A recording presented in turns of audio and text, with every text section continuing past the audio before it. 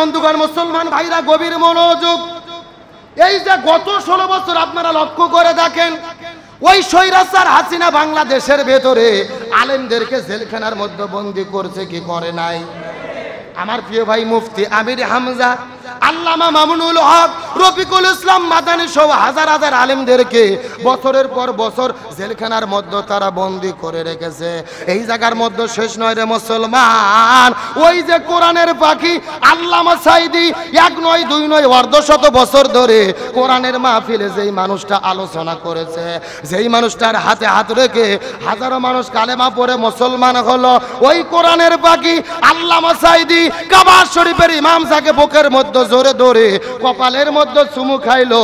ওই কোরআনের পাখি আল্লামা সাঈদীকে 13 বছর জেলের মধ্যে বন্দি রাখার পরে হসপিটালের মধ্যে নিয়ে যাওয়ার পরে ইনজেকশনের ভেতরে বিষ ঢুকাইয়া, ওই বিষটা ইনজেকশনের মধ্যে ঢুকাইয়া ওই কোরআনের পাখি আল্লামা সাঈদীকে তারা বিষ প্রয়োগ করে তারা হত্যা করেছে। আরো জোরে বলেন। ওই আল্লামা সাঈদীর মৃত্যু কোনো স্বাভাবিক মৃত্যু ছিল না। আল্লামা সাঈদীকে হসপিটালের মধ্যে ঢোকানোর পরে যেই ডাক্তারকে চিকিৎসা করার দায়িত্ব দিয়েছে তার নাম হলো ডাক্তার মোস্তফা জামান। এই ডাক্তার কোন ডাক্তার? 2013 সালে যিনি শাহবাগের চত্বরে স্লোগান দিয়েছিল, ছতে সাঈদী তুই রাজাকার, তুই রাজাকার, রাজাকারের ফাঁসি চাই। যেই লোকটা আল্লামা সাঈদীর ফাঁসি চাইলো, ওকে দিল তারা চিকিৎসা করতে। আমাদের বগুড়াতে একটা কথা আছে যে শিয়ালের কাছে ছাগল বাগি, এ কথা কর না কা?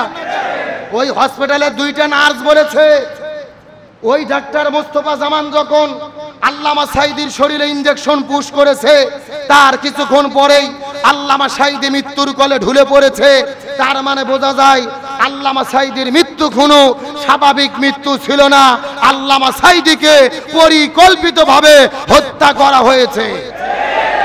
আমরা অন্তর্বর্তীকালীন সরকারকে বলবো, ওই কোরআনের পাখিকে চিকিৎসা করার নামে পরিকল্পিতভাবে হত্যা করে যারা মৃত্যুর দিকে ঢলে দিয়েছে, এদেরকে গ্রেফতার করে জবাবদিহি তার আওতায় আনতে হবে। তাহলে বলতেছিলাম আবু জেলরা কয়টা কাজ করবে? আরো জোরে বলেন। তার মধ্যে প্রথম নম্বর কাজ হলো, যারাই কোরআনের হক কথা বলবে তাদেরকে কোথায় বন্দী করবে? আমার প্রিয় বন্ধুগণ, মুসলমান ভাইরা গভীর মনোযোগ। বাপদাদার কোনো কিচ্ছা কাহিনী বলার জন্য আপনাদের মধ্যে আসি নাই, কথা বলতে যে সরাসরি কোরআনের ভেতর থেকে।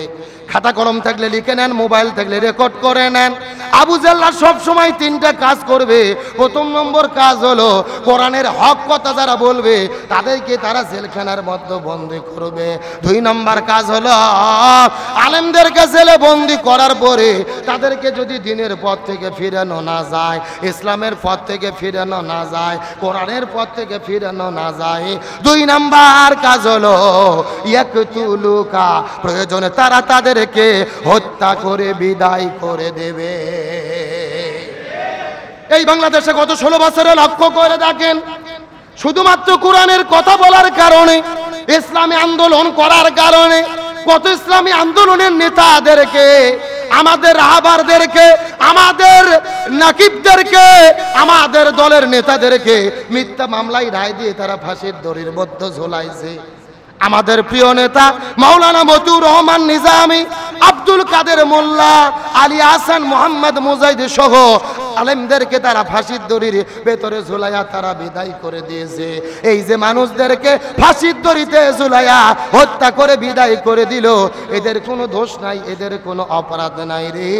এদের অপরাধ হলো একটা, এই জমিনের ভেতরে তারা কোরআন প্রতিষ্ঠা করার জন্য আন্দোলন করেছে। কিন্তু আমাদের প্রিয় নেতাদের জীবনের দিকে লক্ষ্য করে দেখেন, এই মানুষগুলো কিন্তু জীবন দিয়েছে, তারপরেও কিন্তু বাতিলের কাছে মাথা নত করে। আমাদের প্রিয় ভাই শহীদ মীর কাসেম আলীর জীবনের দিকে লক্ষ্য করে দেখেন, একটা ঘটনা শোনার পরে বড় আশ্চর্য হয়ে গেলাম। শহীদ মীর কাসেম আলী ভাইকে যখন ফাঁসির দড়িতে ঝুলানো হবে, দিনটা যখন সময় হয়ে গেল, সময়টা যখন নির্ধারণ হয়ে গেল, এমন সময় ওই জেলখানার ভেতর থেকে একটা কারারক্ষী মীর কাসেম আলী ভাইয়ের কাছে যাবার পরে ডাকতে বলে, এখন থেকে 2 ঘন্টা পরে আপনাকে ফাঁসির দড়িতে ঝোলানো হবে। 2 ঘন্টা পর আপনাকে ফাঁসির দড়িতে ঝোলানো হবে। এই কথা বলার পরে মীর কাসেম আলী ভাইয়ের মনের মধ্যে কোনো টেনশন নেই। একটা মুচকি হাসি দিয়ে কারা আরক্ষীকে ডাক দেয়, বলে 2 ঘন্টা পরে যদি আমাকে ফাঁসির দড়িতে ঝোলানো হয়, 2 ঘন্টা টাইম তো অনেক টাইম, আমার তো বসে থাকার দরকার নাই, এখনো 2 ঘন্টা সময় আছে, আমি একটু শুয়ে পড়লাম, আমি একটু ঘুমাইয়া নিতে চাই, আমি 1 ঘন্টা ঘুমাবো, 1 ঘন্টা ঘুম পাড়ার পরে আমাকে ডেকে দিও, তারপরে উজু করে নামাজ পড়ে ফাঁসির কাষ্ঠের দিকে যেতে চাই। আল্লাহু আকবার বলে। ইমানের শক্তি কাকে বলে বোঝার চেষ্টা করবেন। 2 ঘন্টা পরে যেই লোকটাকে ফাঁসির দড়িতে ঝুলানো হবে, ওই লোকটা বলল আমাকে ঘুমের ব্যবস্থা করে দাও। এই কথা বলার পরে কারারক্ষী ওই জায়গার মধ্য থেকে চলে গেলেন। আমাদের প্রিয় নেতা মীর কাসেম আলী ঘুমায়া পড়লেন। 1 ঘন্টা পরে কারারক্ষী যখন আস্তে করে চলে গেলেন, যাওয়ার পরে লক্ষ্য করে দেখে ইসলামী আন্দোলনের বীর সিপাহসালা কুকুত বয় নায়ক, ইসলামী আন্দোলনের আমাদের রাহবার ওই মীর কাসেম আলী ভাই ঘুমায়া পড়েছে। তাও যেন তেন ঘুম নয়, ওই নাকটা ডেকে ডেকে শব্দ করে করে তিনি ঘুম পাড়তেছে। একটা বা নিজেদের কথা চিন্তা করে দেখেন, আপনাকে আর আমাকে যদি বলা হতো 2 ঘন্টা পর আমাদেরকে ফাঁসির দড়িতে ঝুলানো হবে, আমরা কি ঘুম পাড়তে পারতাম? অথচ মানুষগুলো ঘুম পাড়তেছে। 1 ঘন্টা পরে কারারক্ষী যাওয়ার পরে মীর কাসেম আলী ভাইকে যখন ঘুম থেকে ডাক দিল, ভাই ঘুম থেকে ওঠার পরে সুন্দর করে ওযু করে পবিত্র খাওয়ার পরে 2 রাকাত নামাজ আদায় করার পরে কয়েকজন পুলিশ আসার পরে কামরুজ্জামান ভাইকে মীর কাসেম আলী ভাইকে চতুর্দিক থেকে ঘোরায় নিল। চতুর্দিক থেকে ঘেরাও করার পরে মীর কাসেম আলী ভাইয়ের হাতটা চেপে ধরার পরে ফাঁসির কাষ্ঠের দিকে নিয়ে যাওয়া হবে। এমন সময় মীর কাসেম আলী ভাই ডাক দিয়ে বলে, আমাকে ধরে ধরে ফাঁসির কাষ্ঠের দিকে নিয়ে যাওয়ার দরকার নাই, আমার হাতটা ছেড়ে দাও, আমি নিজে নিজে ফাঁসির দড়ির দিকে হেঁটে যেতে চাই। প্রশাসনের ভাইরা বললেন, ভাই এটা তো কারারক্ষীদের নিয়ম করে দেওয়া হয়েছে, ফাঁসির আসামিকে একা একা ছেড়ে দেওয়া যাবে না, সবাই মিলে হাত ধরে টেনে টেনে ফাঁসির কাষ্ঠের দিকে নিয়ে যাওয়া হবে। মীর কাসেম আলী ভাই হাসি দিয়ে বললেন, তোমরা চলে যাও, তোমাদের কারার মধ্যে যেই প্রধান রয়েছে তার কাছে যাওয়ার পরে একটু কথা বলো, আমার মৃত্যুর আগে, ফাঁসি দেওয়ার আগে আমি তোমাদের কাছে কোনো কিছুই চাই নাই, একটা মাত্র চাওয়া চাইতে চাই, কারা প্রধানকে বলে দাও সে যেন ব্যবস্থা করে দেয়, আমাকে যেন কেউ হাতটা না ধরে, আমি নিজে নিজেই হেঁটে হেঁটে ফাঁসির দড়ির দিকে চলে যেতে চাই। ওই প্রশাসনের ভাইরা আস্তে করে কারা প্রধানের কাছে যাওয়ার পরে ডাকতে বললেন, সে একা একা যেতে চায়। দরখাস্ত করার পরে তার আশাটা কবুল হয়ে গেল। কামরুজ্জামান ভাইয়ের হাতটা, মীর কাসেম আলী ভাইয়ের হাতটা ছেড়ে দেওয়া হলো, হেঁটে হেঁটে ফাঁসির দড়ির দিকে চলে গেলেন। একজন প্রশাসন জিজ্ঞেস করে বলে, ভাই আপনি নিজে নিজেই কেন হেঁটে হেঁটে ফাঁসির কাষ্ঠের দিকে চলে যান? এই সময় মীর কাসেম আলী বলেছিল, নিজে নিজেই হেঁটে হেঁটে যাওয়ার কারণ হলো আমি আল্লাহকে বুঝাইতে চাই আর দুনিয়ার মানুষদেরকে মেসেজ দিতে চাই, আমি রাজাকার ছিলাম না, আমি কোনো অপরাধী ছিলাম না, নিরপরাধ মানুষকে ফাঁসির দড়িতে ঝুলাইতেছে, আমার কোনো টেনশন নাই, ওই ফাঁসির দড়ির ভেতরে আমি মীর কাসেম আলী জান্নাতের সুঘ্রাণ পেতেছি। লিল্লাহ আগে তাকবীর। ওয়ালা তাকুলু লিমান ইয়ুকতালু ফি সাবিলিল্লাহি আমওয়াত বাল আহয়াউ ওয়ালাকিন লা তাশউরুন। আল্লাহু আকবার বলে। আল্লাহ বলেন, তারা দ্বীনের জন্য, ইসলামের জন্য জীবন দেয়, এরা মৃত নয় বরং জীবিত, আমি আল্লাহ জান্নাতের ভেতরে এদের রিজিক প্রদান করে থাকি। মীর কাসেম আলী ভাই বলে, আমি রাজাকার নই, আমি নারী ধর্ষণ করি নাই, মানুষ হত্যা করি নাই, আমাকে বিনা অপরাধে ফাঁসির দড়িতে ঝুলানো হচ্ছে। তোমরা জেনে রাখো, নিরপরাধ মানুষকে যদি হত্যা করা হয়, হত্যা করার সাথে সাথে ওর নামটা শহীদের খাতায় লেখা হয়। আর যারা শহীদ হয় এদের কোনো টেনশন নেই, এদের কোনো ভয় নেই। শহীদ হওয়ার সাথে সাথে এদের নামটা জান্নাতের খাতায় লেখে কে? আরো ধরে বলেন। এ বগুড়া শাহজাহানপুরের মুসলমান, এই জায়গার মধ্যে শেষ নয়। আমাদের প্রিয় নেতা মৌলানা মতিউর রহমান নিজামী, তার যখন ফাঁসির সময় হয়ে গেল, পরিবারের সঙ্গে তিনি যখন দেখা করতে গেলেন, নিজের ছেলেকে জিজ্ঞেস করে বলেছিল, বাবা আমি তো ফাঁসির দড়িতে ঝুলবো, তুমি একটু বলে দাও আমি কি লুঙ্গি পরে ফাঁসির কাস্টে যাব নাকি পায়জামা পরে যাব, তুমি একটু আমাকে বলে দাও। আল্লাহু আকবার বলেন। সুতরাং জামাত ইসলামের নেতৃবৃন্দ দিন প্রতিষ্ঠার জন্য, ইসলাম প্রতিষ্ঠার জন্য এই বাংলার জমিনে জীবন দিয়েছে, বাতিলের কাছে মাথা নত করেনি। আমার মনে বলে তাদের আত্মত্যাগের বিনিময়ে এই বাংলার জমিনে নতুন স্বাধীনতার সূর্য উদিত হয়েছে। তার কারণ আল্লাহ তাআলা বলেন, ইমানদারদের ইমানের পরীক্ষা যেখানে শেষ হয়ে যায় ওই জায়গায় কার সাহায্য আসে? আরো ধরে বলেন। আজকে বর্তমানে বাংলাদেশের দিকে লক্ষ্য করে দেখেন, ইসলামী আন্দোলনের গণজোয়ার চলতেছে, ইসলামপন্থীদের গণজোয়ার চলতেছে। মানুষেরা দলে দলে ইসলামের দিকে ঝুঁকে আসতেছে। আলহামদুলিল্লাহ বলেন। আজকে যে একটা নতুন করে সুযোগ তৈরি হয়েছে, আজকে আমরা বাংলাদেশের হুজুরগুলো যদি এক দল হয়ে যেতে পারি, আর কোন রামবাম জালেমের গোষ্ঠী ক্ষমতার চেয়ার দখল করতে পারবে? এ জোরে বলেন, পারবে? এখন বর্তমান আমাদের কাজ হলো একত্রিত হওয়া। গতকালকে একটা দৃশ্য দেখার পরে কলিজা ঠান্ডা হয়েছে। আমাদের প্রিয় ভাই মুফতি আমির হামজা, আল্লামা মামুনুল হক, আল্লামা কামরুল ইসলাম সাইদ আনসারী হুজুরের ছেলের বিবাহ অনুষ্ঠানে, ওলিমা অনুষ্ঠানে তারা গেছেন। আমির হামজা ভাই খাবার খাচ্ছে, আল্লামা মামুনুল হক পিছন দিক থেকে যাওয়ার পরে তার চোখটা চেপে ধরেছে। আল্লাহু আকবার বলেন। তার মুখে খাবার উঠিয়ে দিচ্ছেন। তাদের হাসাহাসি আনন্দ খুনসুটি দেখার পরে মানুষের কলিজা শীতল হয়েছে। তার কারণ হলো, আলেমেরা যদি খুশিতে থাকে, ভালো থাকে, আনন্দে থাকে, ইমানদাররাও ভালো থাকে কি থাকে না? 14 বছর 16 বছর আলেমেরা জেলে বন্দী ছিল, বাংলাদেশের ইমানদারদের মনে কষ্ট ছিল। আজকে আলেমেরা মুক্ত হয়েছে, ইমানদারদের মনে ঈদের আনন্দ চলতেছে। তার কারণ মসজিদের ইমাম যদি ভালো থাকে, মুসল্লিরাও ভালো থাকে। আর ইমাম যদি বিপদে থাকে, মুসল্লিদেরও বিপদ হয়। অন্তরের দিক থেকে ভালো থাকে না যদি তারা খাঁটি মুসল্লি হয়। কতক্ষণ ঠিক কিনা? আজকে কালেমের প্রতি মহব্বত, ভালোবাসা। আমির হামজা ভাইয়ের সঙ্গে আল্লামা মামুনুল হকের এত মহব্বত কারণ কি? তার কারণ তারা দুইজন হলো আয়না ঘরের সাথী। জোরে কোন কি ঘর? আমির হামজা ভাইকেও জেলখানায় বন্দি করে রেখেছে, আমির হামজাকেও জেলখানায় বন্দি করে রেখেছে। গত এক সপ্তাহ আগে দেখেছিলাম আমির হামজা ভাই রংপুরে এক মাহফিলে যাওয়ার পরে সেন্সলেস হয়ে পড়ে গেছে, কথা বলতে পারে না, কাউকে দেখে চিনতে পারে না। আমির হামজা ভাই বলেছে, ওই আয়না ঘরে আমাকে বন্দি রেখে আমাকে কি খাবার দিয়েছে? ভালো খাইতে দেয়নি, ইনজেকশনের মধ্য দিয়ে পয়জন ঢুকাইছে। আর আমি ভালো তাফসীর করতে পারি না, শরীরে শক্তি পাই না, ভালোভাবে কথা বলতে পারি না। ব্যারিস্টার ব্রিগেডিয়ার আমান আজমি বলেছেন, ব্যারিস্টার আরমান ভাই বলেছেন, 13 বছর আয়না ঘরে বন্দি রেখেছে। মসজিদের আজান শুনতে দেয়নি, সূর্যের আলো দেখতে দেয়নি, প্রকৃতির বাতাস উপভোগ করতে দেয়নি। এমনকি মসজিদের আজান যখন পড়তো, চতুর্দিকে জোরে জোরে গান বাজাতো, তাদের কানে আজান পর্যন্ত পৌঁছিতে দিত না।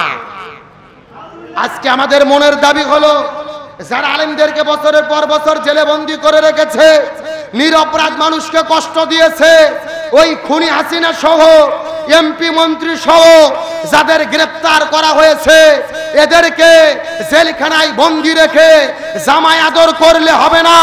প্রত্যেকটা স্বৈরাচারের দোসরদেরকে আয়না ঘরে বন্দি করতে হবে। তার কারণ এটা হলো,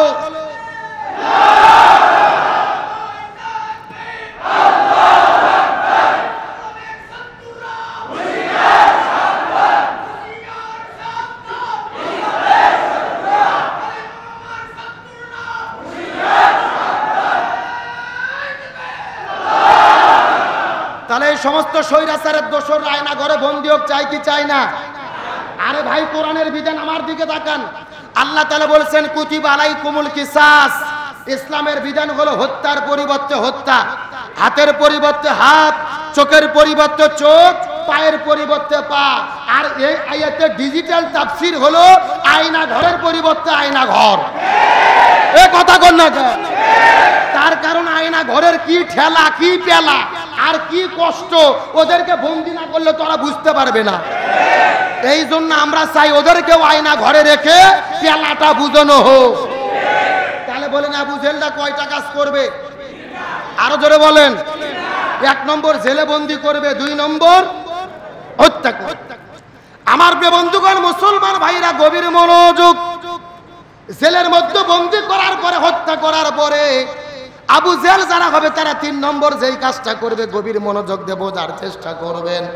এই জমিনের মধ্যে যাদের জনপ্রিয়তা বেড়ে যাবে, যাদের মাহফিলে হাজার হাজার আলেমদের উপস্থিতি করবে, যাদের মাহফিলে লক্ষ লক্ষ মানুষের উপস্থিতি করবে, এই সমস্ত আলেমদেরকে দেশের মধ্যে থাকতে দেবে না।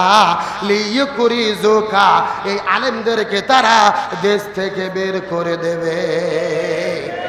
এই বাংলাদেশে আমরা দেখেছিলাম আমাদের প্রিয় ভাই ডক্টর মিজানুর রহমান আল আজহারি, তার কোনো দোষ ছিল না, কোনো অপরাধ ছিল না, শুধুমাত্র কোরআনের হক কথাগুলো বলার কারণে, এই বাংলাদেশে ইসলামী আন্দোলনের পক্ষে কথা বলার কারণে তাকে দেশ থেকে বের করে দেওয়া হলো। 1 নয় 2 নয় 4 বছর পর্যন্ত ওই বিদেশে থাকার পরে 2 দিন আগে আমির হামজা ভাই দেশে ফিরেছে। জোরে বলেন না আলহামদুলিল্লাহ। আজহার ভাই দেশের মধ্যে ফিরেছে, বীরের বেশে আমরা তাকে অভিনন্দন জানাই, আমরা তাকে স্বাগত জানাই। অনতি বিলম্বে অচিরেই আবারও কোরআনের মাহফিলে তিনি তাফসীর শুরু করবে ইনশাআল্লাহ। আরো জোরে বলেন ইনশাআল্লাহ। কিন্তু আজকের প্রোগ্রাম থেকে আপনাদেরকে বলবো, আবু জেল্লা 3টা কাজ করবে। 1 নম্বর আলেমদের জেলে বন্দী করবে, 2 নম্বর হত্যা করবে, 3 নম্বর দেশ থেকে বের করে দেবে। এখন আপনাদের কাছে প্রশ্ন করি, এই গত 16 বছরে স্বৈরাচার হাসিনা এই 3টা কাজ বাংলাদেশে করছে নাকি করে নাই? আরো জোরে বলেন, করেছে নাকি করে নাই? সুতরাং আমার দাবি হলো, আমি গত 1 মাস আগে উমরা করে ফিরে এসেছি। আপনারা যারা উমরা করতে গেছেন, আপনারা লক্ষ্য করে দেখেছেন আবু জেলের বাড়ি আছে না নাই? কিন্তু আবু জেলের বাড়ি এখন বাড়ি নাই। আল্লাহ তাআলা আবু জেলের বাড়িকে বানাইছে ইন্টারন্যাশনাল টয়লেট। কথা কন না কে? সারা পৃথিবীর লক্ষ লক্ষ মুসলমানেরা হজ করতে যায়, উমরা করতে যায়, বেশি করে খায়, আর আবু জেলের বাড়ির যাইয়া কাজ ছাড়ে। আরে ভাই, যারা হজ উমরা করতে গেছেন, আল্লাহর কোরআন নিয়ে বলতেছি, বাস্তব সত্য কথা। আপনি তাওয়াফ করার পরে আবু জেলের বাড়ির বাথরুমেতে যদি যান, ওখানে গেলে অটোমেটিক পেটের মধ্যে চাপ শুরু হয়ে যায়। আল্লাহু আকবার বলেন। আল্লাহ তাআলা আবু জেলকে কিভাবে লাঞ্ছনা দিচ্ছে। আবু জেল বিদায় নিয়েছে, তার বাড়িকে আল্লাহ ইন্টারন্যাশনাল পায়খানা টয়লেট বানাইছে। আমাদের দাবি হলো, ওই খুনি স্বৈরাচার হাসিনা পালিয়ে গেছে, তার গণভবন এখনো রয়ে গেছে। আমার দেশের সরকার বলেছে গণভবনকে আমরা জাদুঘর বানাবো। আমরা বলবো না, স্বৈরাচার শেখ হাসিনার গণভবনকে জাদুঘর করার দরকার নাই। ওই গণভবনকে প্রয়োজনে আন্তর্জাতিক টয়লেট বানানো হোক। আমরা চাই কি চাই না? ওই গণভবন ধানমন্ডি 32, ওদের যত অফিস আছে, ওদের যত বাড়ি আছে, বাসা আছে, ওদের যত আস্থানা আছে, সবগুলোকে টয়লেট বাথরুম বানানো দরকার। বাংলাদেশের মানুষ হলো মাছে ভাতে বাঙালি, ডাল আর আলু ভর্তাতে ভাত খাবে, কিছু কাজ হোক আর না হোক, ওদের বাসার যে যেন কাজ ছাড়া যায়। এগুলো কার ফয়সালা? আরে ভাই, আল্লাহ তাআলা বলছে আমি ধরি না, কিন্তু ধরলে আল্লাহ তাআলা বলেছেন ওমাকারু ওমাকার আল্লাহ আল্লাহু খায়রুল মাকিরিন। তারাও ষড়যন্ত্র করে, আমি আল্লাহ আমিও কৌশল অবলম্বন করি। কার কৌশল বিজয়ী হবে? আরো ধরে বলেন। হাসিনা পালিয়ে যাওয়ার পরে 1 সপ্তাহ আগে শেখ হাসিনার জন্মদিন পালন হয়েছে। আপনারা কি জানেন? পৃথিবীর ইতিহাস ফেল হয়ে গেছে। এই রকম জন্মদিন পালন পৃথিবীর কোনো জায়গায় হয়নি। পুরো বাংলাদেশে রাস্তায় রাস্তায় শেখ হাসিনার ছবি টাঙিয়ে গণহারে জুতো মেরে মেরে জন্মদিন পালন হয়েছে। আল্লাহ আকবার কর। ঢাকা বিশ্ববিদ্যালয়ে দেখলাম একটা মহিলার কাছে সাংবাদিক গেছে, যাইয়া বলতেছে আপনার মনে এত আনন্দ কেন? ও বলতেছে আজকে আমার ঈদের দিন। যেরকম কিসের দিন বলতেছে, কারণ কি? তখন মেয়েটা বলতেছে আমি জীবনে কোনোদিন ঢাল ফিকাফিকি করিনি, কিন্তু আল্লাহর রহমতে আজকে যেই কয়টা জুতো বাড়ির থেকে নিয়ে এসেছি আমি শেখ হাসিনার গায়ে মারছি, আল্লাহর রহমতে সব মাথার মুকুট লাগছে। মানে ও জুতো মারে ঈদের আনন্দ করতেছে, হাসার জন্য বলি নাই। আরবিতে একটা প্রবাদ বাক্য আছে, কামা তাদিনু তুদান, যেমন কর্ম তেমন ফল। এই স্বৈরাচারের ঘটনার থেকে শিক্ষা নেওয়ার দরকার। ভবিষ্যতে কেউ যেন ক্ষমতায় যাওয়ার পরে আর জুলুম না করো আর জালেম না হও, তাহলে তোমাদেরও একই পরিণতি হবে। আজকে আমি বলি বাংলাদেশে যে গণজোয়ার তৈরি হয়েছে, আজকে মনে বড় কষ্ট, মনে বড় দুঃখ। কাদের আপনারা দোষ দেবেন? আমরা হুজুররাই এক হতে পারিনি। কথা কন না কে? এক হুজুর আর এক হুজুরের বিরুদ্ধে ফতুয়া, আর এক দলের বিরুদ্ধে ফতুয়া আছে না নাই? আপনারা জানেন গতকালকে আগের দিনে বাংলাদেশের ঐতিহ্যবাহী সোহরাওয়ার্দী উদ্যানের ভেতরে সিরাত মাহফিল আয়োজন করা হয়েছিল।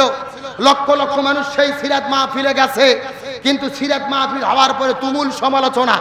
কারণটা কি? ওই জায়গার মধ্যে নামাজ হয়েছে জামাতে, ৬০,০০০ ৭০,০০০ মানুষ জামাতে দাঁড়িয়ে গেছে। কিছু লোক মাটিতে সেজদা করেছে, আর কিছু লোক কাদো হওয়ার কারণে ইশারাতে সেজদা করেছে, চেয়ারে বসে নামাজ পড়েছে। সঙ্গে সঙ্গে ফতুয়া শুরু, সিরাত ধ্বংস করে দিল, সিরাত শেষ করে দিল, নামাজ শেষ হয়ে গেল, ইমান বিধ্বংসী হয়ে গেল। এইরকম ভাবে ফতুয়া শুরু। তার মানে আজকে বাংলাদেশের যে অবস্থা, আমরা নিজেরা যেই দল করি, ওই দলের লোক যদি ভুল করে আমরা চোখ দেও দেখি না, আর অন্য দলের লোক যদি ভুল করে একেবারে বেলুন ফাটাইয়া উড়ে দেই। এ কথা কর না কে? আমার দলের লোক টুঙ্গির ময়দানে, ইস্তেমার ময়দানে নামাজ পড়তে পড়তে ক্যাবলা পরিবর্তন হয়ে ডান দিকে এক কাতার, বাম দিকে আর এক কাতার, ওখানে ফতুয়া দেয় না, কারণ ওরা আমাদের ভাই। আর যারা সিরাত মাহফিলে যাইয়া নামাজ পড়েছে কিছু লোক ইশারায়, ওরা তো জামাত আমাদের বন্ধু না, ওরা আমাদের ভাই না, অতএব ওদের বিরুদ্ধে ফতুয়া। এই জন্য দয়া করে অনুরোধ করে বলি, এই ফতুয়াবাজির ব্যবসা বন্ধ করেন। এই ফতুয়া দিতে গিয়ে আর ইসলামের 12টা বাজাবেন না। ভুল ত্রুটি কাদের ভেতরে নেই? ত্রুটি বিচ্যুতি তো হতেই পারে। লক্ষ্য করেন নামাজের বিধান কি। কাদো যদি হয়, বৃষ্টি যদি হয়, ইশারায় নামাজ পড়া যাবে কিনা জানার দরকার আছে না নাই? আমি আপনাদের মধ্যে দুইটি হাদিস বলি। বুখারী মুসলিম শরীফের ১ম নম্বর হাদিস, আমার নবীজি লাইলাতুল কদর রজনীর দিনে সাহাবীদেরকে নিয়ে নামাজ পড়ার জন্য মসজিদুন নববীর ভেতরে গেলেন। হঠাৎ করে বৃষ্টি শুরু হলো। মসজিদুন নববীর ছাদ ছিল খেজুরের পাতার, ঝরঝর করে পানি পড়লো। কিছু পানি পড়ার কারণে কাদা কাদা মাটি হয়ে গেল। আমার নবী নামাজ পড়তে পড়তে ওই কাদের উপরেই সেজদা দিল। হাদিসের মধ্যে পাওয়া যায় নবী সেজদা থেকে ওঠার পরে দেখা যাচ্ছে তার কপালের ভেতরে কিছু কাদা এবং মাটি ভরে আছে। ২ নম্বর হাদিসের দিকে লক্ষ্য করেন, তিরমিজি শরীফের ৪১১ নম্বর হাদিস। রসুল একদিন সফরে বের হয়েছে, সাহাবীদেরকে নিয়ে যেতে যেতে আকাশ থেকে বৃষ্টি বর্ষণ শুরু হলো। আমার নবীজি উটটা রাখার পরে সাহাবীদেরকে নিয়ে ইকামত দেওয়ার পরে নামাজ শুরু করলো। মাটিতে কাদো ছিল, পানি ছিল। আমার নবী নামাজ পড়লো, কাদোর উপরে সেজদা দিল না, ইশারায় তিনি সেজদা দিল, ইশারায় তিনি নামাজ পড়লো। বলেন আল্লাহু আকবার। সম্মানিত উপস্থিত হাজিরিন, হাদিস শুনলাম দুইটা। এক হাদিস আমার নবী কাদোর মধ্যেই সেজদা দিয়েছে, আর এক হাদিস আমার নবী ইশারাতে নামাজ পড়েছে। তার মানে বোঝা গেল কাদোতে সেজদা দেওয়ারও হাদিস আছে, ইশারায় নামাজ পড়ারও হাদিস আছে। আপনি খামাখা বিরোধিতা করতে গিয়ে, সমালোচনা করতে গিয়ে অতি বাড়াবাড়ি কেন করতে গেলেন? আরে ভাই, ফতুয়া দেওয়া যাবে, সমালোচনা দেওয়া যাবে, তবে অতিরিক্ত সমালোচনা করতে গিয়ে যেন কারো উপরে জুলুম না হয়, এটা দেখার দরকার আছে না নাই? এখন আমার প্রশ্ন হলো, সিরাত মাহফিল করেছে, ওই মঞ্চের ভেতরে শুধু জামাতের নেতারাই নয়, সব দলের লোক ছিল। কোন নেতা কিন্তু মাইক দিয়ে বলেনি যে তোমরা ইশারায় নামাজ পড়ো। ৬০,০০০ চেয়ার ছিল, অধিকাংশ মানুষ মাটিতে সেজদা করেছে। কিছু কিছু লোক পরে আসার কারণে জামাত ধরার পরে দেখছে কাদো পানি, তখন তারা মাটি সেজদা না দিয়ে ইশারায় নামাজ পড়েছে। এখন কিছু লোকের জন্য পুরো জামাত কি বাতিল হবে? এ জোরে বলেন বাতিল হবে? আর এরাও তো ইশারায় নামাজ পড়ছে।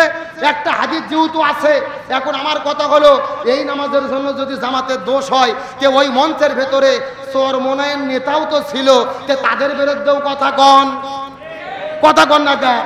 ওই মঞ্চে হেফাজতের নেতাও ছিল, তাদের বিরুদ্ধেও কথা কন। এই জন্য বলি, দয়া করে দলাদলি করেন না। একটা কথা মনে রাখেন, মুখের থুতু উপর দিকে ফেলে দিলে নিজের গায়েতেই পড়ে। এই জন্য আর ফতুয়াবাজি নয়, আর দলাদলি নয়। বাংলাদেশে আমরা আলেমগুলো, ইসলামী দলগুলো যদি এক হয়ে যেতে পারি, আগামীর বাংলাদেশ হবে আলেমদের বাংলাদেশ, আগামীর বাংলাদেশ হবে কোরআনের বাংলাদেশ। আমরা সুস্পষ্ট করে বলি, স্বাধীনতার 54 বছর পার হয়ে গেছে, বিভিন্ন দল ক্ষমতায় এসেছে, বিভিন্ন দল বিদায় নিয়ে চলে গেছে। আমরা নাঙ্গল দিয়ে জমি চাষ করেছি, ধানের ফসল ফলাইছি, নৌকা দিয়ে ফসল বাড়িতে এনেছি। একটা বার আমরা দাড়ি পাল্লা দিয়ে ওজন করে দেখতে চাই জমিনে কেমনে নিয়ে ইনসাফ কায়েম হয়। এই জন্য বলতে চাই, আজকের প্রোগ্রাম থেকে সব দল দেখা শেষ, আগামীতে জামাত ইসলামের নেতৃত্বে আল কোরআনের বাংলাদেশ। কারা কারা চাই কোরআনের বাংলাদেশ? হাত তুলে দেখায়।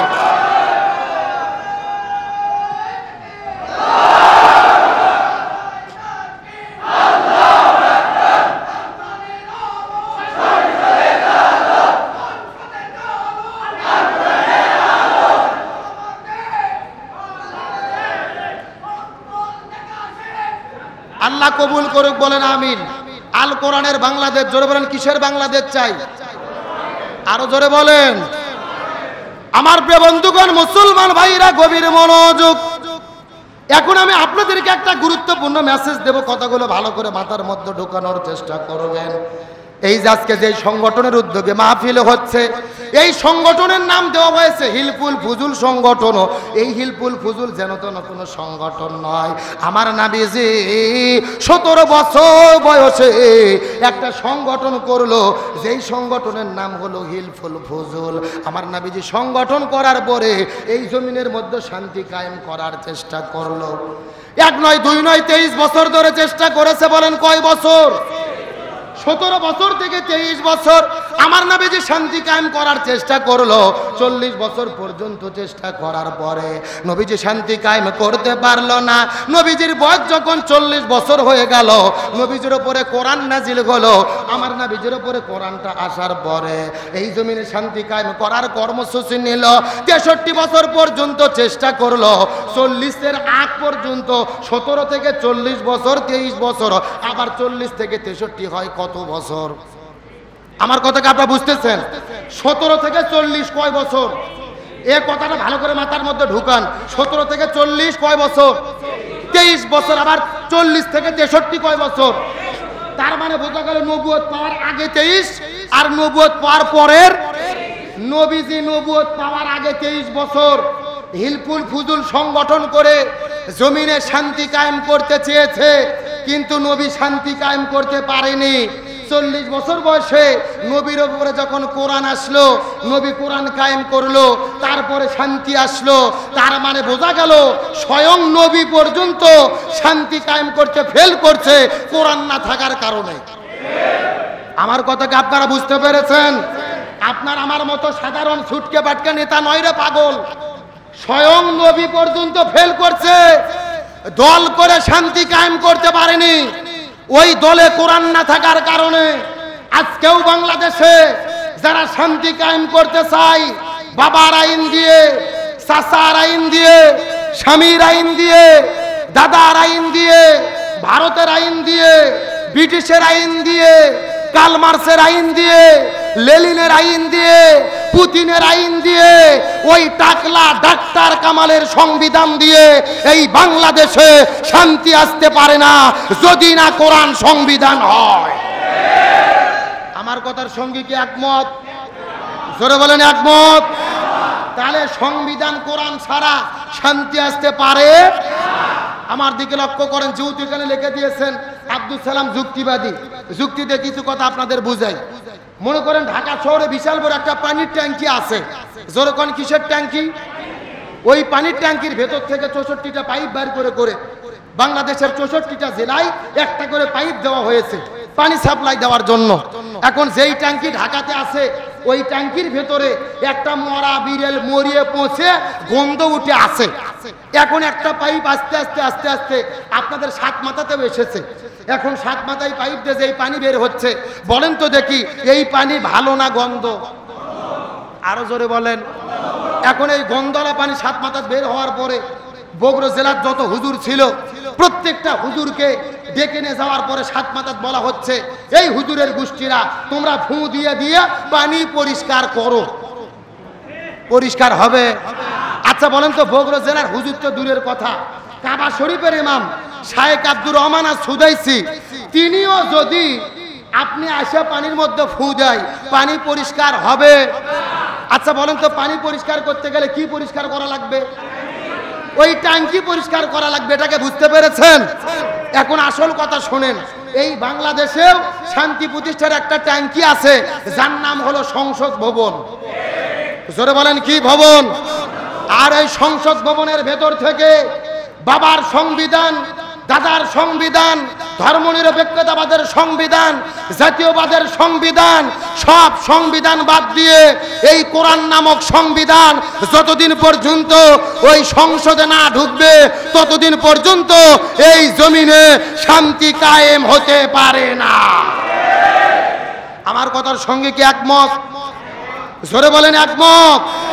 তাহলে কোরআনের সংবিধান চাই কি চাই না? কোরআনের সংবিধান চাই, আল কোরআনের আইন চাই, সৎ লোকের। এই বাংলাদেশে আমরা দেখেছিলাম গত 16 বছরে যারা ইসলামের কথা বলেছে তাদেরই বিপদ আছে না নাই? বিশেষ করে জামাত ইসলাম এবং বাংলাদেশ ইসলামী ছাত্র শিবির, শিবির যারা করে প্রচার করা হয়েছিল যে শিবির মানে হলো রক কাটা। জোরগণ কি কাটা? মানে শিবির মানেই নাকি এরা রক কাটে। রাজশাহীতে যে জিজ্ঞেস করা হলো, আচ্ছা শিবির যে রক কাটে কোথায় রক কাটলো? রাজশাহীতে কোনো শিবির কি রক কাটছে? তখন রাজশাহীর লোক বলতেছে না, রক তো রাজশাহীতে কাটে না, রক বগুড়াতে কাটে। কোথায় কাটে? তখন বগুড়াতে আসার পরে আজিজুল হক কলেজে জিজ্ঞেস করা হলো, আচ্ছা এখানে কি কোনো শিবির কাউকে রক কেটেছে? তখন আজিজুল হক কলেজের লোক বলতেছে না, শিবির রক্ত বগুড়ায় কাটে না, ঢাকায় কাটে। জোরবান কোথায় কাটে? এখন ঢাকায় যাওয়ার পরে জিজ্ঞেস করা হলো কোথায় কাটে? ঢাকার লোক বলে সিলেটে কাটে। তদন্ত করে দেখা গেল শিবিরের লোক কারু রক কাটেনি, 99% লোক যারা রক কেটেছে পত্রিকা খুলে দেখা যাচ্ছে অধিকাংশই হলো ছাত্রলীগের সন্ত্রাসীরা। আরো জোরে বলেন কথা ঠিক কিনা? এই জন্য সাংবাদিক মাহমুদুর রহমান ভাই বলেছে, এই সন্ত্রাসী সংগঠন হিসেবে ছাত্রলীগকে 1 সপ্তাহের মধ্যে নিষিদ্ধ করা দরকার। আনন্দের কথা হলো সমন্বয়কেরা বাংলাদেশ স্বাধীন করেছে, 152 জন সমন্বয়কের ভেতরে 108 জনই হলো শিবিরের ভাইয়েরা। সুবহানাল্লাহ কোন? এখন আমার কথা হলো, যারা দেশ স্বাধীন করলো, স্বাধীনতার নেতৃত্ব দিল, এরা যেই কোরআন সুন্নাহ অনুসরণ করে ওই কোরআন সুন্নাহর ভিত্তিতে এই বাংলাদেশ পরিচালনা করা দরকার। তার কারণ বাংলাদেশে আমরা দেখেছি বর্তমানে বাংলাদেশে মানবতার ফেরিওয়ালা আমিরে জামাত ডাক্তার শফিকুর রহমান, তিনি যেখানে যাই মানবতার পক্ষে কথা বলে, বন্যার্ত মানুষের মধ্যে খাবার দেয়, শীতার্ত মানুষের মধ্যে পোশাক দেয়। আমিরে জামাত ঘোষণা করেছে সামনে দুর্গাপূজা আসতেছে, এই দুর্গাপূজার ভেতরে জামাত ইসলামের প্রত্যেকটা রোকন, প্রত্যেকটা কর্মী, প্রত্যেকটা শুভাকাঙ্ক্ষী, শিবিরের প্রত্যেকটা সদস্য, সাথী, কর্মী, প্রত্যেকটা কওমি আলিয়া মাদ্রাসার ছাত্রদেরকে প্রয়োজনে মন্দিরকে নিরাপত্তা দেওয়ার জন্য পাহারা দিতে হবে। কারণ কি? ভারতের র কিন্তু বসে নেই, তামাম পৃথিবী থেকে ষড়যন্ত্র চলতেছে। হিন্দুরা যখন পূজা করবে ওরা পরিকল্পিতভাবে নিজেরাই হামলা করে ইসলামপন্থীদের উপরে দোষ চাপানোর চেষ্টা করবে। গভীর মনোযোগ, ষড়যন্ত্র বুঝবেন। এরা লক্ষ্য করে দেখেছে বাংলাদেশে ইসলামপন্থীদের উত্থান হচ্ছে, এটা যদি ঠেকাতে হয় হিন্দুদের বাড়িতে আঘাত করে তাদের উপরে দোষ দিতে হবে। আমরা হিন্দু ভাইদের বলবো না। একটা কথা মনে রাখেন, ডিমের ভেতরে ইসলাম যেরকম নিরাপদ, ইসলামী রাষ্ট্রের ভেতরে ডিমের মধ্যে কুসুম যেরকম নিরাপদ, ইসলামী রাষ্ট্রের ভেতরে অন্যান্য ধর্ম অবলম্বীরা তেমনি নিরাপদ। আল্লাহর কোরআন বলেছেন, লাকুম দীনুকুম ওয়ালিয়া দিন, যার ধর্ম সে পালন করবে। লা ইকরাহা ফিদ্দিন, দিন সম্পর্কে কোনো জবরদস্তি নেই। সুতরাং কোনো মুসলমান হিন্দুদের মন্দিরে হামলা করতে পারে? তাহলে প্রত্যেকটা মুসলমান ইমানদারদেরকে মন্দিরে নিরাপত্তা দেওয়ার দরকার আছে না নাই? আমি প্রত্যেকটা মসজিদের ইমামকে বলবো, খতিবকে বলবো, মুসল্লিদেরকে বলবো, ছাত্রদেরকে বলবো, পাড়ায় পাড়ায় মহল্লায় মহল্লায় কমিটি করে প্রয়োজনে হিন্দুদের দুর্গা পূজা আমাদেরকে পাড়া দিয়ে নিরাপত্তা দিতে হবে। তবে একটা কথা ভালো করে বুঝবেন, মন্দিরের নিরাপত্তা দেওয়া যাবে, কিন্তু তাদের মেলার ভেতরে যাইয়া আনন্দ ফুর্তি করা যাবে, তাদের আনন্দে আনন্দিত হওয়া যাবে। শরীয়তের ফতোয়া ভালো করে বুঝবেন। আমরা গত 16 বছরে শুনেছিলাম দুর্গা পূজা যখনই আসে তখনই বলা হইতো যে ধর্ম যার যার, উৎসব সবার। জোরে বলেন নাউজুবিল্লাহ, আরো জোরে বলেন নাউজুবিল্লাহ। আচ্ছা, আমি যদি আপনাদেরকে বলি বউ যার যার, হক সবার, আপনারা বইয়ের কি হক দেবেন? আমরা যদি বলি পুকুর যার যার, মাছ সবার, মাছ দেবেন? আমি যদি বলি গাছ যার যার, আম সবার, আপনারা কি আম দেবেন? তাহলে আমার প্রশ্ন হলো, বইয়ের যদি হক দিতে না চান, গাছের আমের যদি ভাগ দিতে না চান, পুকুরের মাছের যদি ভাগ দিতে না চান, তাহলে ধর্মের ভাগ আপনি কেন দিতে যাবেন? এই অধিকার আপনাদেরকে কে দিল? সুতরাং স্পষ্ট কথা, বউ যার, হক তার, গাছ যার, আম তার, পুকুর যার, মাছ তার, ধর্ম যার, উৎসব তার। তার এক ধর্মের উৎসব অন্য ধর্মের হতে পারে। সুতরাং খুব সাবধান, লক্ষ্য করবেন এই পূজা যখন আসে। আচ্ছা বলেন তো, আপনারা যে এই যে খন্না হাটের মেলার মধ্যে যান, ওই ঠারুকন পাড়া, যুগি পাড়া, মাটেল পাড়া, ওরা কি আপনাদের ঈদের দিনে ঈদগাহে আসে? আপনারা গরু জব করলে গরুর গোস্তের ভাগ চাই, আপনাদের ঈদের দিনে আসে না, গরুর গোস্ত খায় না, আপনাদের মসজিদে আসে না, ঈদগাহে যায় না, আপনি তাদের মেলাতে কেন যান? আপনাদের লজ্জা থাকা দরকার। বিন্দু মাত্র যদি লজ্জা থাকতো আমরা তাদের পূজায় যেতে পারতাম। আমার মনের কথাগুলো ভালো করে বোঝার চেষ্টা করবেন। এই বাংলাদেশে আমরা লক্ষ্য করে দেখেছি, আবার এই মেলার মধ্যে অনেকে যাইয়া প্রসাদ খায়। প্রসাদ, জোর বলেন কি? দেখবেন দুধ দিয়ে, পোলার চাল দিয়ে, চিনি দিয়ে একটা খাবার তৈরি করে, তার নাম কি? প্রসাদ। অনেকে প্রসাদ খেয়ে বলে এত স্বাদ, এত মজা। একটা কথা ভালো করে বুঝবেন, হিন্দুদের প্রসাদ খাওয়া মুসলমানদের জন্য সম্পূর্ণরূপে হারাম। জোরে বলেন সম্পূর্ণরূপে কি? ফতোয়াটা ভালো করে বুঝবেন। আপনি হিন্দুদের বাড়িতে যাই আপেল খাইতে পারবেন, কমলা খাইতে পারবেন, খেজুর খাইতে পারবেন, কিন্তু প্রসাদ খাইতে পারবেন না। তার কারণ হলো ওই প্রসাদ এমনিতেই তৈরি হয় না, ওই প্রসাদ তৈরি করা হয় মূর্তিকে উৎসর্গ করার জন্য। আর যেই খাবার মূর্তির জন্য উৎসর্গ করা হয় ওই খাবারকে হারাম করেছেন কে? লিল্লাহি তাকবীর। প্রধান অতিথির আগমন, নূর মোহাম্মদ ভাইয়ের আগমন, মাহফিলের পক্ষ থেকে, হিলফুল ফুজুলের পক্ষ থেকে লিল্লাহি তাকবীর। আলহামদুলিল্লাহ, আমাদের প্রিয় ভাই, আমার অত্যন্ত কাছের ভালোবাসার স্নেহভাজন প্রিয় ভাই নূর মোহাম্মদ আবু তাহের ভাই এসে উপস্থিত হয়েছে। আপনারা খুশি না বেজার? আপনারা সবাই হয়তোবা ওনাকে চেনেন না, কিন্তু সোশ্যাল মিডিয়া, ফেসবুক, ইন্টারনেট যাদের হাতে ভিডিও মোবাইল আছে তারাই ভাইকে চেনে। কতক্ষণ ঠিক কিনা? তার কারণ আমরা গত বছর রোজায় দেখেছিলাম এই প্রিয় ভাই কিন্তু এখন বর্তমানে একজন চেয়ারম্যান, আপনার দুপচাচিয়া গুনাহার ইউনিয়ন পরিষদের সুযোগ্য চেয়ারম্যান। শুধু ইসলামী আন্দোলন করার কারণে, এই জমিনে দিন প্রতিষ্ঠার কাজ করার কারণে রমজান মাসের রোজার ভেতরে ওই জালেম স্বৈরাচার গ্রেফতার করেছিল।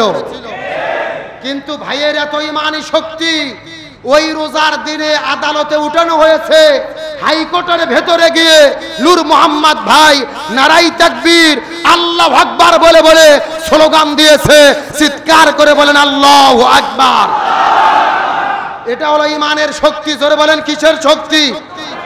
সেই ভাই আমাদের মধ্যে এসেছেন, আমাদের ইসলামী আন্দোলনের অকুত ভাই, আমাদের একজন প্রিয় ইসলামের কান্ডারি, আমরা প্রিয় ভাইয়ের জন্য দোয়া করি, আল্লাহ এই জমিনে দিন প্রতিষ্ঠার একনিষ্ঠ কর্মী হিসেবে আজ এবং তাকে কাজ করার তৌফিক দান করুক, বলেন আমিন। আল্লাহ তাআলা এই প্রিয় ভাইকে অকুতোভয় সৈনিক হিসেবে আগামীর দিনে পার্লামেন্টে গিয়ে কোরআনের বক্তব্য দেওয়ার তৌফিক দান করুক, বলেন আমিন। আল্লাহ চাইলে পারে কি পারে না, এটা আমাদের চাওয়া এবং দোয়া। আসেন আলোচনার দিকে। তাহলে বলেন প্রসাদ খাওয়া কি? সবাই বলেন হিন্দুদের পূজার প্রসাদ খাওয়া কি? এখন বলবেন হুজুর দলিল, পবিত্র কোরআনুল কারীমের দিকে তাকান।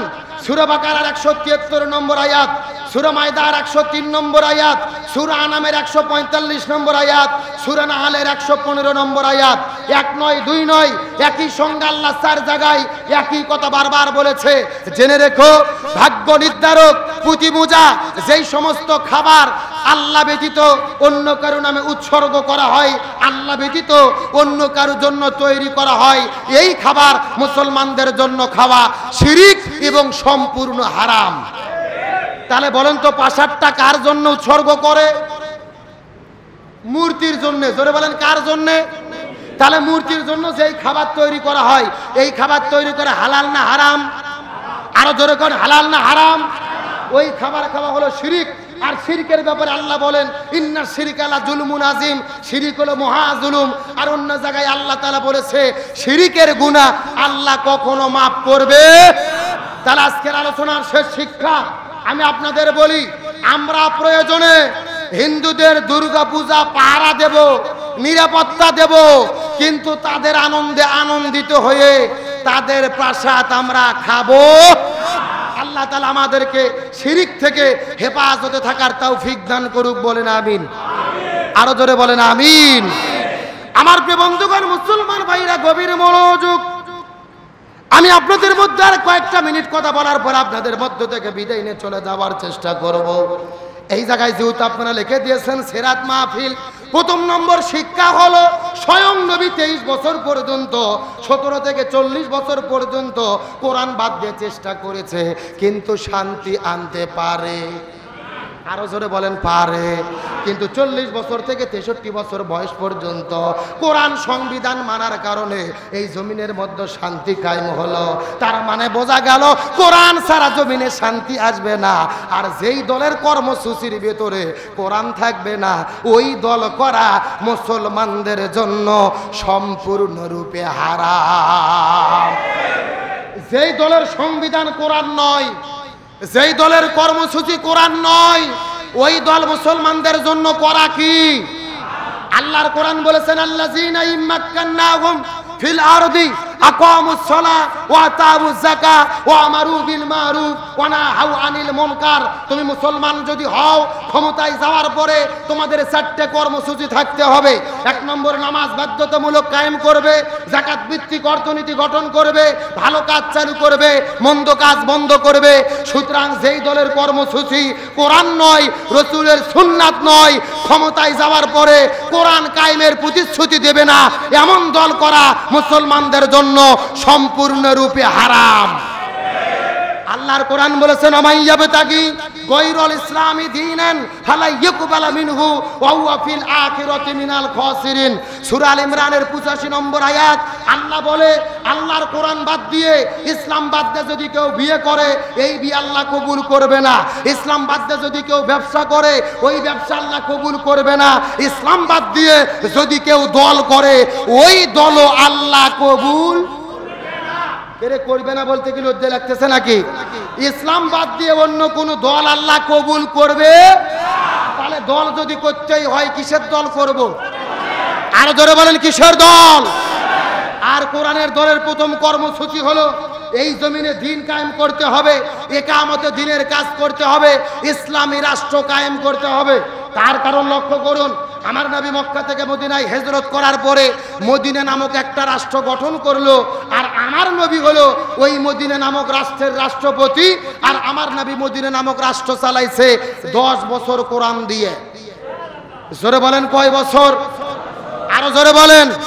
এখন আপনাদের কাছে আমার প্রশ্ন হলো, নবী যদি 10 বছর কোরআন দিয়ে রাষ্ট্র চালায়, আমাদেরও কোরআন দিয়ে রাষ্ট্র চালানোর দরকার আছে না নাই? এই জন্য নামাজ পড়া ফরজ, হজ ফরজ, যাকাত ফরজ, রোজা ফরজ, কিন্তু সবচাইতে বড় ফরজ হলো এই জমিনের ভেতরে দিন প্রতিষ্ঠার আন্দোলন করা। এখন বলবেন হুজুর দলিল, দলিল লক্ষ্য করে দেখুন। আমার নবী রমজান মাসে 16টা রোজা থেকেছে। জোরে বলেন কয়টা?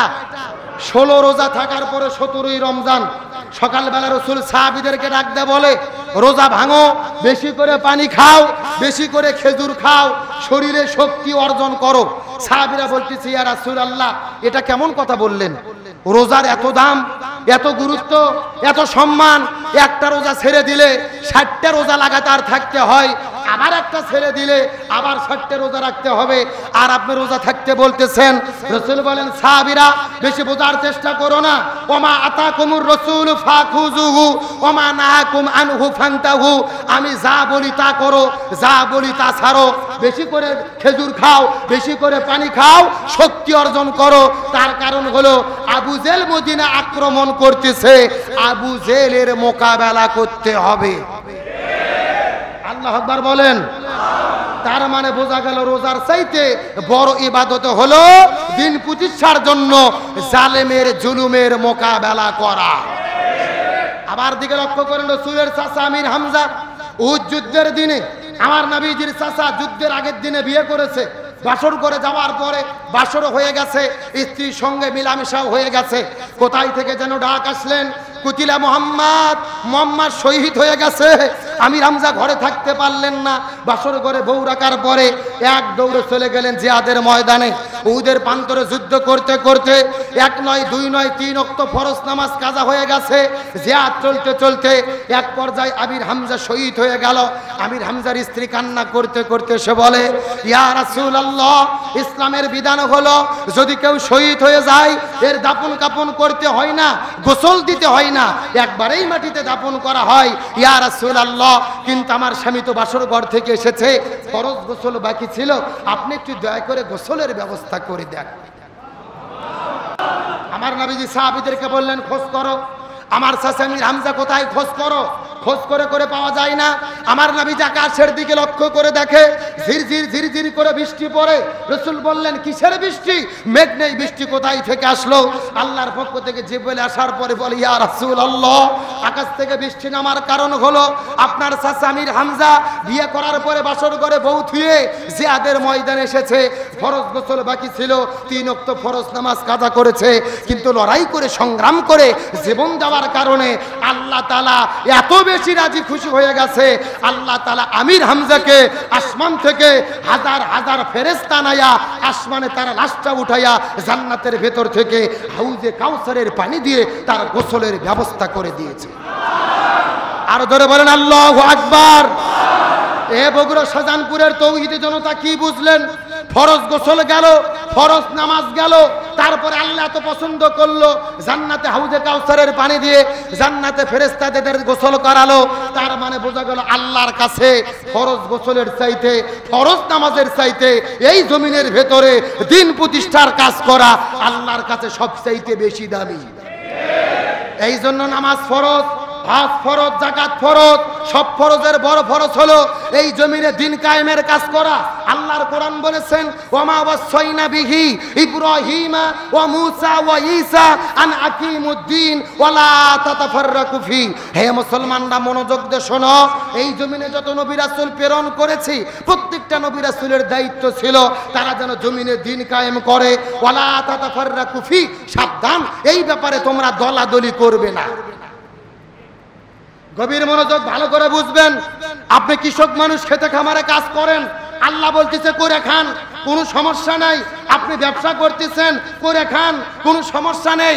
আপনি চাকরি করতেছেন, করে খান, কোনো সমস্যা নেই।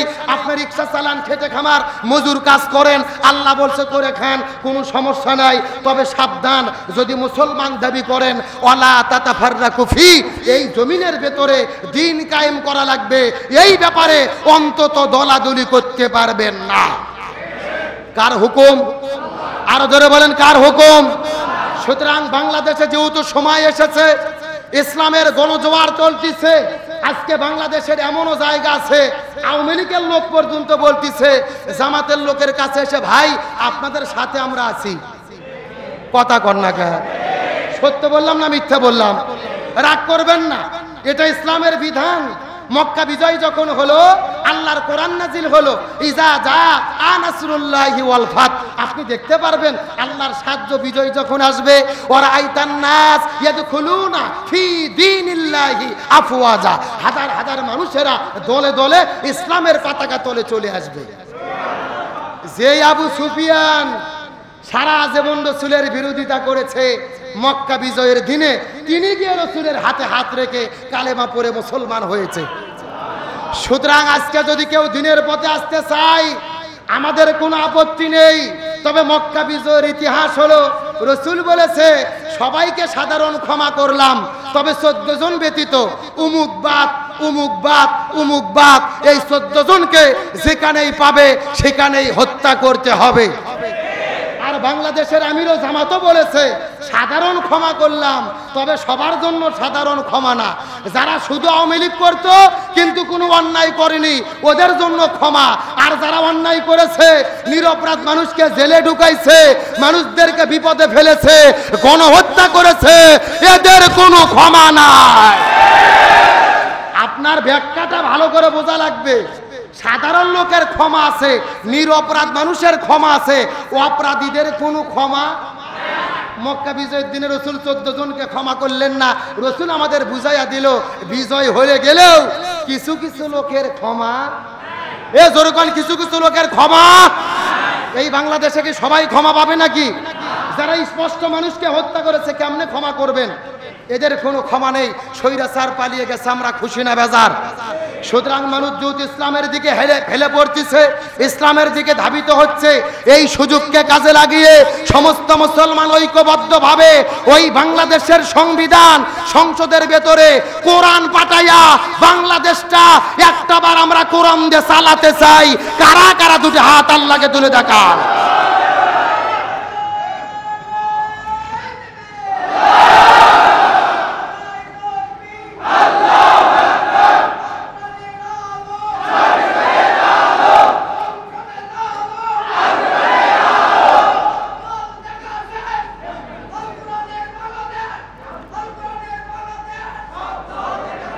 আল্লাহ কবুল করুক, বলেন আমিন। আরো জোরে বলেন আমিন। আপনাদের কি কষ্ট হয়? আর রাগ করেন? আর কিছুক্ষণ চালাবো না, শেষ করব? চলবে চলবে। কারা কারা চলবে না হাত তোলেন।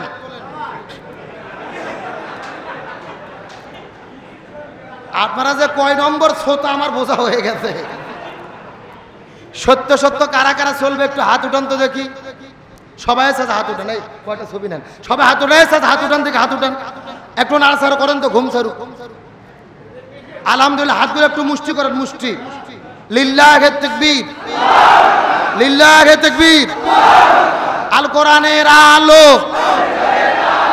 সংসদে জালো, সারা বাংলায় জালো, সারা বিশ্বে জালো।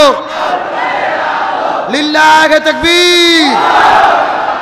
আল্লাহ তোমার দরবারেতে হাজার শুকরিয়া, আল্লাহ তোমার দরবারেতে হাজার শুকরিয়া। হাসিনা পালাইছে দেশটা সারিয়া, সকলের মুখে হাসি আসলো ফিরিয়া। যারা ঠিক বলবি না মনে করবেন এরা স্বৈরাচারের লোক। স্বৈরাচার পালাইছে দেশটা সারিয়া, সকলের মুখে হাসি আসলো ফিরিয়া। কোথায় আওয়ামী লীগ, কোথায় কাদের কাকা, কোথায় গেল ওই জালেমের গরম গরম কথা? কোথায় আওয়ামী লীগ, কোথায় কাউয়া কাকা, কোথায় গেল ওই জালেমের গরম গরম কথা? খেলা হবে, খেলা হবে, খেলা হবে, খেলা হবে, খেলা হবে, বইলা কাকা গেল পালাইয়া। মনে নাই কি ডায়লগ দিয়েছিল? খেলা কে বলেছিল? কি কাদের? কি কাদের? কাউয়া কাদের। আবার ভাইরা মনে কষ্ট লাগে, এই 16 বছরে এই কাউয়া কাদেরের বক্তব্যে মানুষ যত কষ্ট পাইছে, এত কষ্ট আর কোন নেতার বক্তব্যে পায় নাই। কথা কন না কে?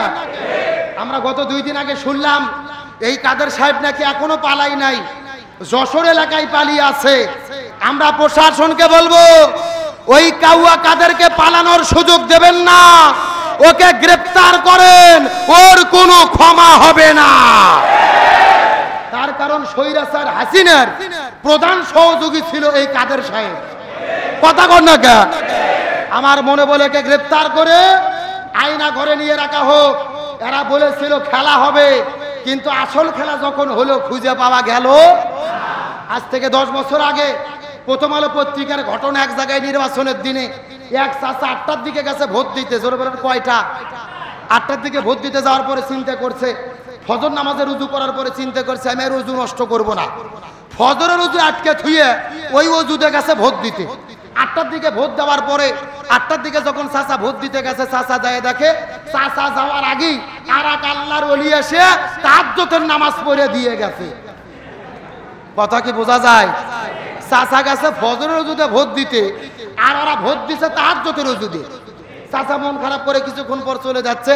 ছেলেবেলা ডাকতে বলতেছে, চাচা আপনি চলে যান, মন খারাপ করবেন না, আপনার ভোট দেওয়া হয়ে গেছে, আর চাচিকে নিষেধ করবেন, চাচির ভোটও দেওয়া হয়ে গেছে। তখন চাচা বলতেছে, কে বাবা, তোমার চাচি মরে গেছে 6 বছর আগে। সরে বলেন কয় বছর আগে? বলছে 6 বছর আগে তোমার চাচি মারা গেছে। আজকে কখন ভোট দিতে এসেছিল, আমি ডাক দিলে তবে একটু দেখা করতাম। এ কথা কর না কে? তার মানে বোঝা গেল এরা 16 বছরে যে খেলা দেখাইছে এগুলো আসল খেলা না, এগুলো হলো দিনের ভোট রাতে চুরি করার খেলা। কতক্ষণ ঠিক কিনা? কোথায় আওয়ামী লীগ, কোথায় কাদের কাকা, কোথায় গেল ওই জালেমের গরম গরম কথা? কোথায় আওয়ামী লীগ, কোথায় কাউয়া কাকা, কোথায় গেল ওই জালেমের গরম গরম কথা? খেলা হবে বললে কষ্ট হবে নাকি? সবাই খেলা হবে, খেলা হবে, খেলা হবে, খেলা হবে, খেলা হবে বইলা কাকা গেল পালাইয়া। আল্লাহ তোমার দরবারেতে হাজার শুকরিয়া, আল্লাহ তোমার দরবারেতে হাজার শুকরিয়া। হাসিনা পালাইছে দেশটা সারিয়া, সকলের মুখে হাসি আসলো ফিরিয়া। চিৎকার করে বলেন মারহাবা, আরো জোরে বলেন মারহাবা। আমার বন্ধুগণ মুসলমান ভাইরা গভীর মনোযোগ। আমার নবী যে মক্কা থেকে মদিনায় হিজরত করার পরে ওই মদিনা নামক রাষ্ট্রের মধ্যে একটা রাষ্ট্র গঠন করলো। আমার নবীজি ওই মদিনা নামক রাষ্ট্রের ভেতরে আমার নবী হলো রাষ্ট্রপতি। জোরে বলেন আমার নবী কি ছিল? আরো জোরে। কে রে নবী রাষ্ট্রপতি ছিল বলতে ভয় লাগে, লজ্জা লাগে? আমার নবী ছিল রাষ্ট্রপতি। জোরে বলেন আমার নবী কি ছিল? আরো জোরে। এখন আমি আপনাদেরকে জিজ্ঞাসা করি, বলেন তো দেখি, আমার নবী যদি রাষ্ট্রপতি থেকে থাকে তাহলে আমাদেরকে হুজুরদেরকেও রাষ্ট্রপতি হওয়ার দরকার আছে না নাই? আজ এটা বললেই বিপদ, এটা বললেই বিপদ। বলে হুজুর আপনি মসজিদের মধ্যে আজান দেবেন, সময় মতো নামাজ পড়াবেন, মানুষ মরে গেলে জানাজা পড়াবেন, 40-এর দিনে রুটি ভাজা খাবেন, আর 7 দিন পরে মিলাদ করে ভালো করে খাবেন, বিয়ের দিনে বিয়ে পড়াবেন। আপনি হুজুর রাষ্ট্রপতি হতে চান কেন? এ কথা কর না কে? ওদের ধান্দা হুজুরের কাম শুধু নামাজ পড়াবে, কোরআন পড়াবে, জিকির করাবে, তাসবিহ ঠেলবে, আর ওরা ওখানে 2 নম্বরই করে খাচ্ছে খাক। অত সোজা নয়। ইসলামের শিক্ষা হলো যিনি মসজিদের ইমাম হবে তাকেই সমাজের ইমাম হতে হবে। আর এটা যদি না হয় সমাজে শান্তি কায়েম হতে পারে। আমার নবীজি মসজিদুন নববীর ইমাম ছিল, মদিনা নামক রাষ্ট্রের রাষ্ট্রপতি ছিল। উমর ফারুক মসজিদুন নববীর ইমাম ছিল, অর্ধ পৃথিবীর খলিফা ছিল। তার মানে ইসলামের শিক্ষা হলো যিনি মসজিদের ইমাম হবে তাকেই রাষ্ট্রের ইমাম হতে হবে। তাহলে এই আলোচনার শিক্ষা হলো আগামী নির্বাচনে প্রধানমন্ত্রী রাষ্ট্রপতি তিনিই হবে যিনি বাইতুল মুকাররম মসজিদের খতিবের দায়িত্ব পালন করতে পারবে। এই জন্য আজকের সিরাতের শিক্ষা হলো ভবিষ্যতে যখন ভোট আসবে, মেম্বার বলেন, চেয়ারম্যান বলেন, এমপি বলেন, রাষ্ট্রপতি প্রধানমন্ত্রী বলেন, ভোট তাকেই দেবেন যে ইমামতিত্ব করার যোগ্যতা রাখে। আমি বলবো না আপনার জামাতের লোক ভোট দেন, এই কথা আমি বলবো না। আমি বলবো না বিএনপি লোক ভোট দেন, আমি তাও বলবো না। আমি বলবো দেখবেন যে নামাজ পড়ার যোগ্যতা রাখে আপনি ভোট তাকে দেবেন, কারণ এটা হলো ইসলামের শিক্ষা। যিনি মসজিদের ইমাম হবে সে সমাজের ইমাম হবে। আর এটা যদি কায়েম হয় এই সমাজে সুদ ঘুষ দুর্নীতি থাকবে।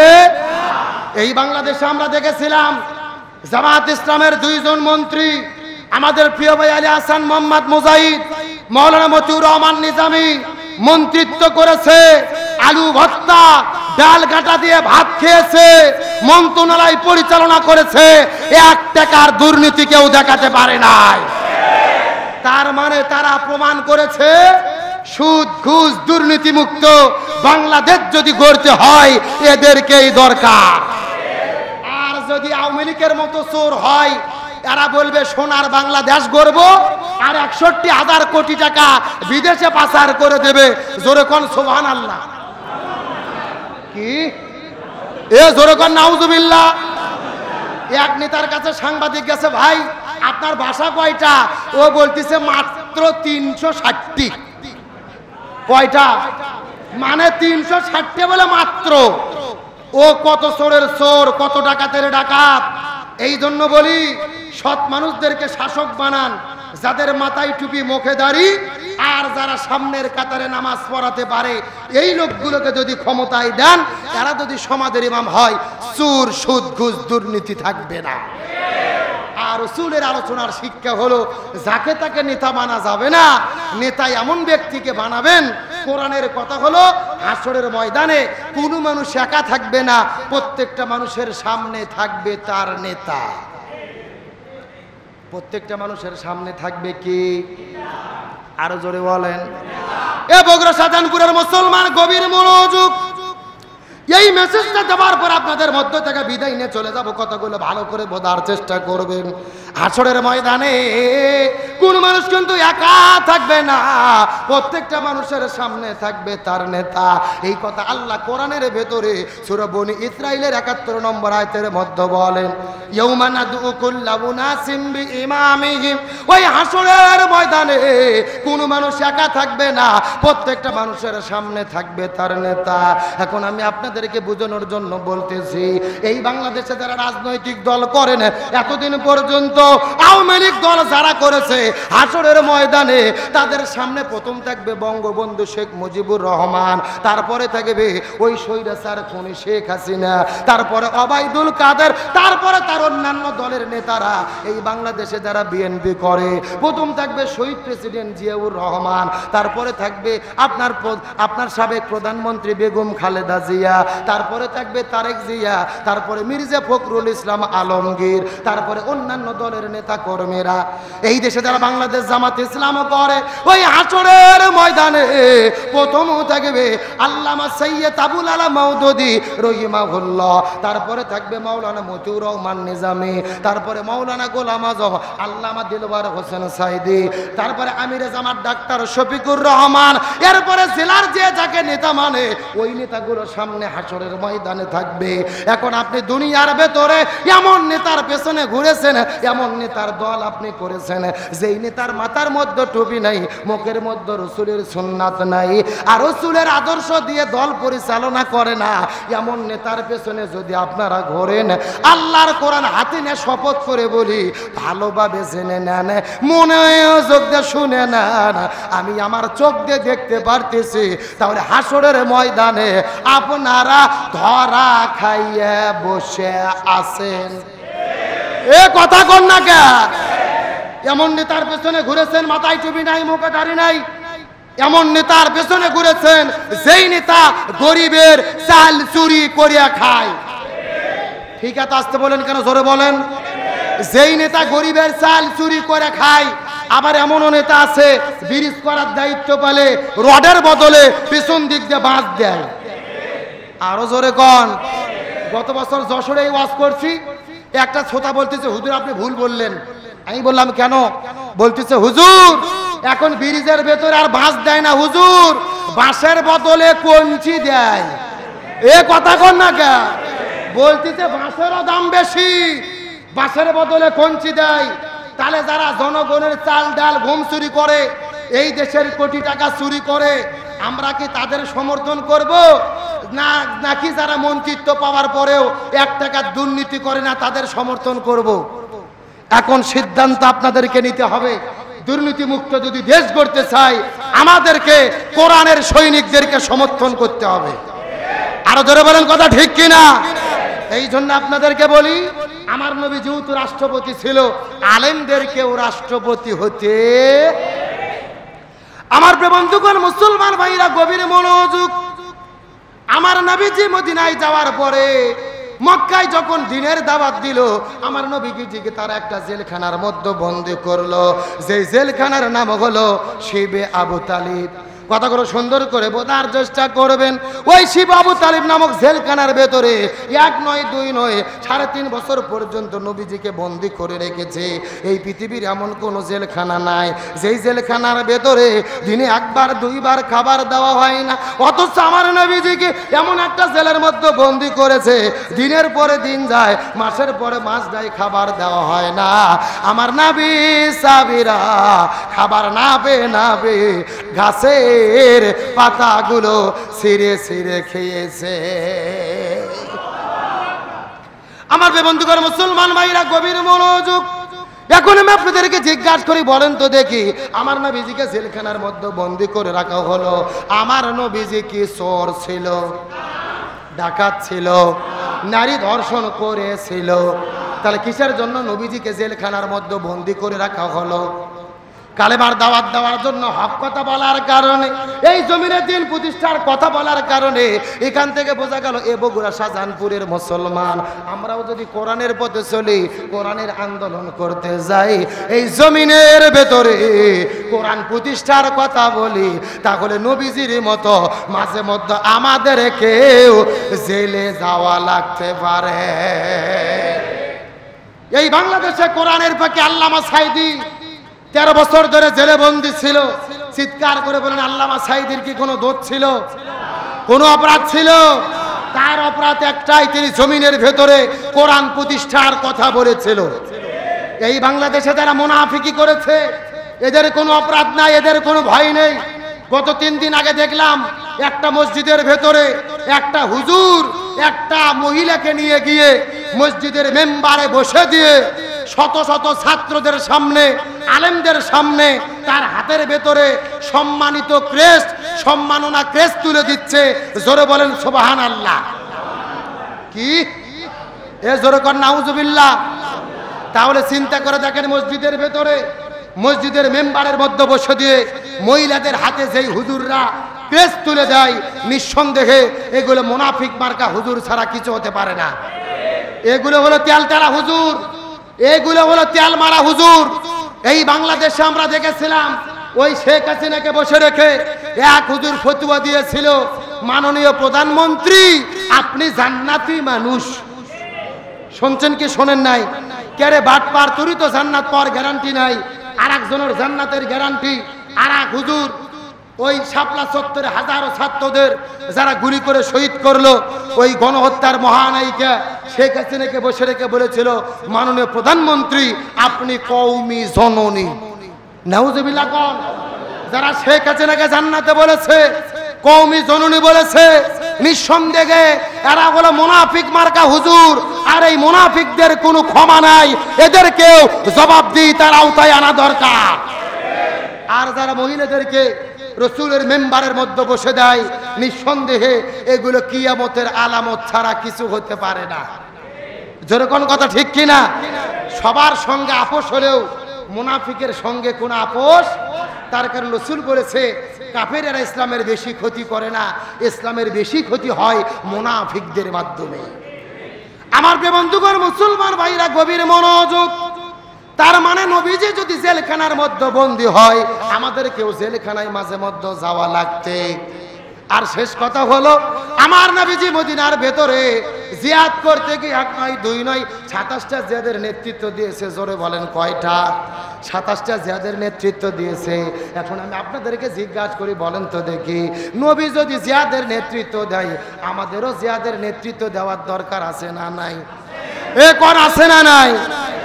এখন আমার নবী 10 বছরে 27টা জিয়াদ করলো। এখন আপনাদের প্রশ্ন করি, বলেন তো আপনারা কয়টা জিয়াদ করছেন? হাত তোলেন তো, উঠান। একটাও নাই। আমরা ফেল।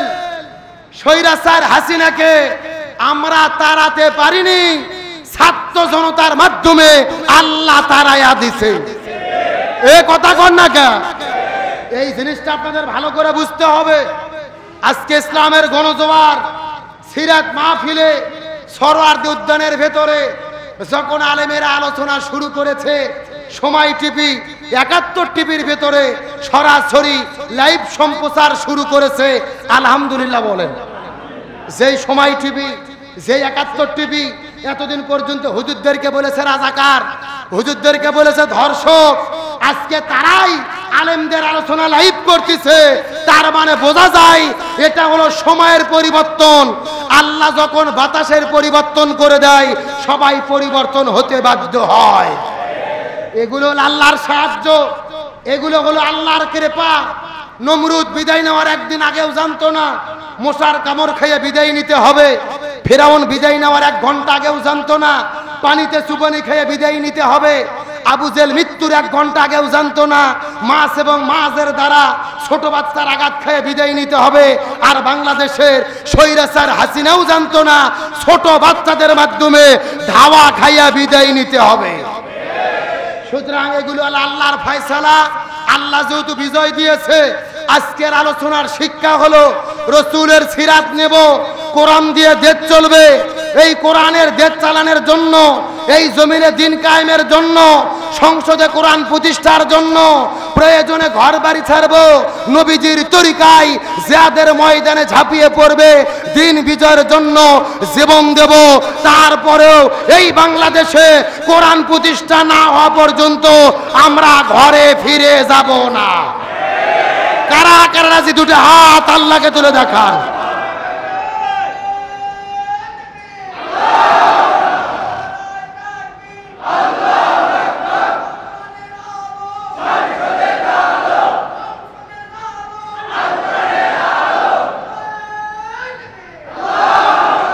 সম্মানিত উপস্থিত হাজিরিন, আজকের মাহফিলটা হওয়ার কথা ছিল বাইরে আল হুদা দাখিল মাদ্রাসা মাঠে।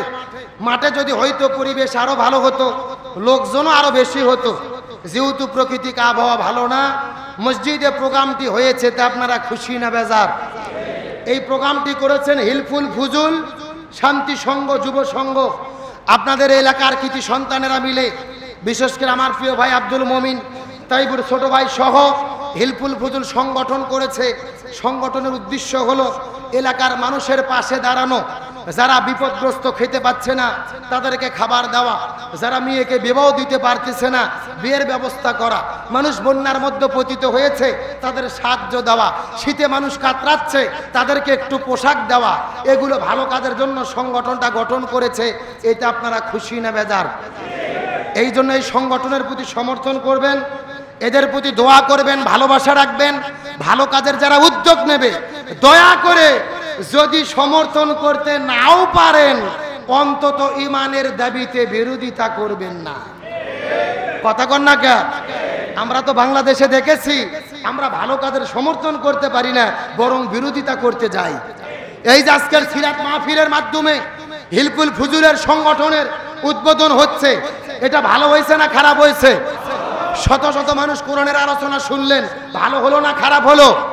আমরা দোয়া করি এই হিলফুল ফুজুল সংগঠনকে আল্লাহ রসুলের সংগঠন হিলফুল ফুজুলের সঙ্গে কবুল করুক, বলেন আমিন।